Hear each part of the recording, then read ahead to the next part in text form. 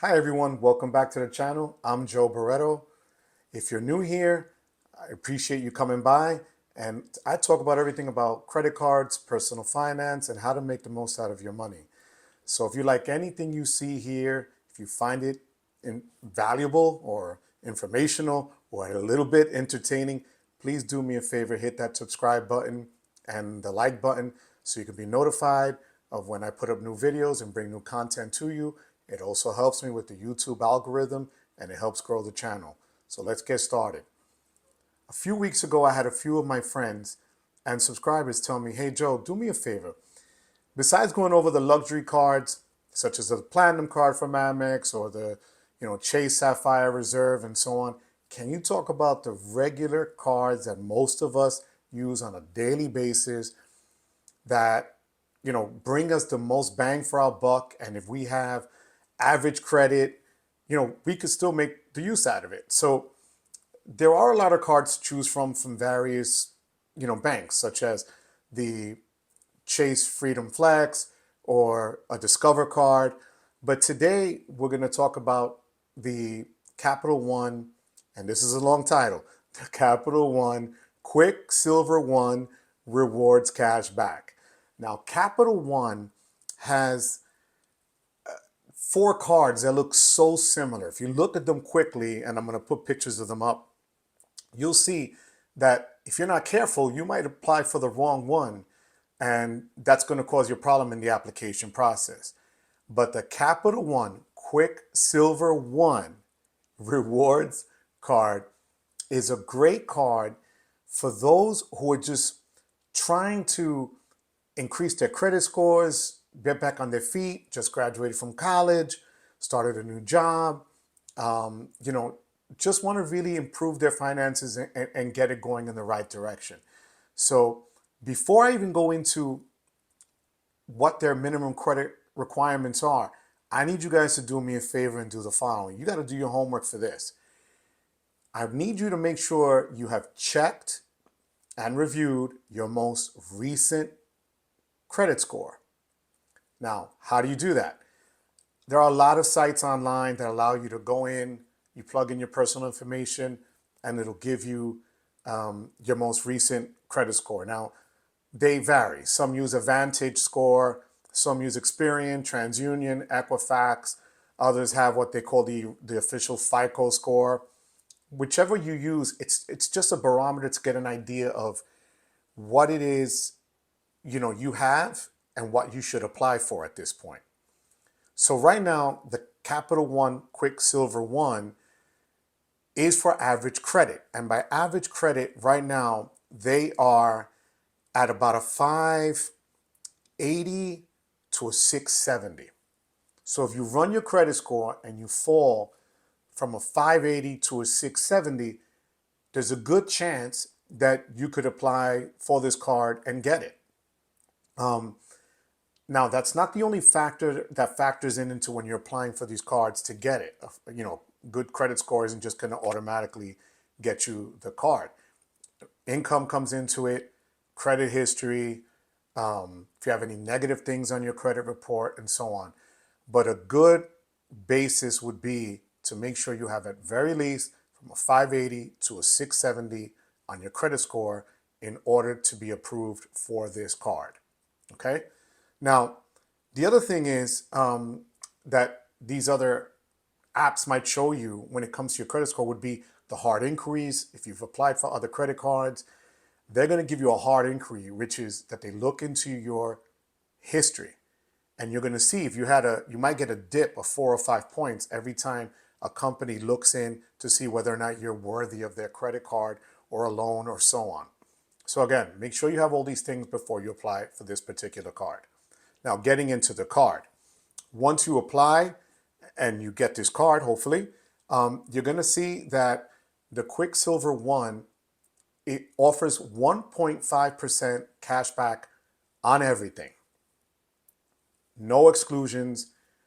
And this is great for the people that just want a solid cash back card that what you spend, what you buy, what you purchase, you're going to get 1.5% cash back right away with no categories. Now, what do I mean by categories? certain cards have certain programs that at points of the, every 3 months or quarterly, they're going to tell you, okay, we're going to give you 3% cash back from January, till the end of March for gas purchases or streaming purchases, which is great if you have several cards that you could play that with and you want to be able to rotate. But that's a lot of information to constantly, keep after to make sure that you're on top of things and you're maximizing, the use of the card. So this is a straight up 1.5% cash back on every single purchase. The other benefit you're going to get is that it does offer some extended warranties on certain purchases, and you have to check in those terms to see which purchases that applies for. You're also going to be able to get no foreign transaction fees. So if you travel and you use this card out of the United States, some of the companies charge you 3% of a foreign fee, which is, if you think about it, if you're doing a lot of traveling, that adds up pretty quickly. And you don't want to get clubbed over the head with a 3%, tax basically on whatever purchases you make. So no foreign transaction fees, which is great if you carry this card on vacation overseas to make the best use out of it. The only negative, I guess, would be it's a $39 annual fee, and that's pretty much offset. If you use this card regularly, you'll be able to get that back and more. But 39 bucks isn't bad. A lot of cards will start at either 95 or 125 and so on. The further you go up and the more value that those cards bring you. So $39 isn't a bad fee to have on a card, especially if it's going to be one that you're using to increase your credit and to just, make sure that your finances are back in order. The other thing that's good is if you make all of your payments for 6 solid months and you show that you can use the card responsibly and you have your credit utilization in check. Remember, always try to keep it at least under 30%. I always say 20 and below if possible. But after 6 months, you can call them and apply either for a credit line increase or move up their product line to the next level of a Quicksilver card if you really like this card. So again, if you're able to do your due diligence, 6 months, call them up and tell them, hey, I'd like to get a credit line increase, or maybe I want to apply for the next card up, then you could do that after 6 months once you have the Capital One Quicksilver One card. Now, the last thing is you're also going to get a 24-hour customer service dedicated line, which is great. You're going to have some flight protections, not many, but you'll have some. The killer on this card and most other cards is right now, every single credit card, no matter how great your credit is, the APR, the interest that they charge is hovering about 19%. That's on the low end. It can go to 29.9 or higher on certain cards. Okay? Keep that in mind. 19%.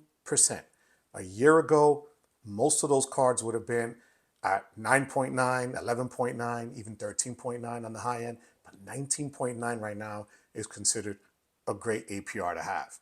So keep that in mind when you're using the cards, that these fees are high. These, interest rates are ridiculous.